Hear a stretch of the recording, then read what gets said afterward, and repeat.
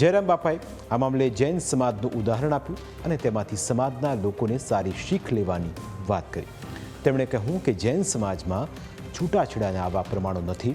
તેમણે પોતાના જ લગ્નનું ઉદાહરણ આપીને હાલની પેઢીની ટકોર કરી.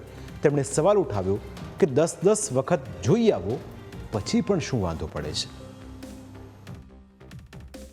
50,000 ને કરોડ રૂપિયાની માંગણી થાય, દીકરીને ન રહેવું હોય તો એનો બાપ માંગણી કરે.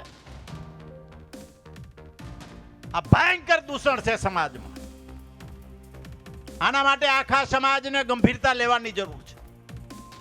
ઘોડિયામાં હુતા હોય ત્યાં હક પણ કરી નાખતા. મને મારું હક પણ કેદી થયું સાહેબ ખબર નથી. લ્યો એવડો ટેણીઓ હતો ને હક પણ થયું. અને બંધ બાઈને વિવાહ થયા.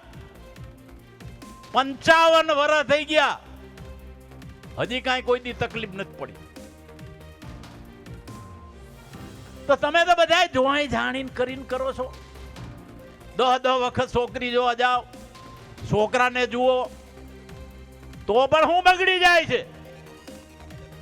આમાં આપણી ગંભીરતાની ક્યાંક ખામી છે.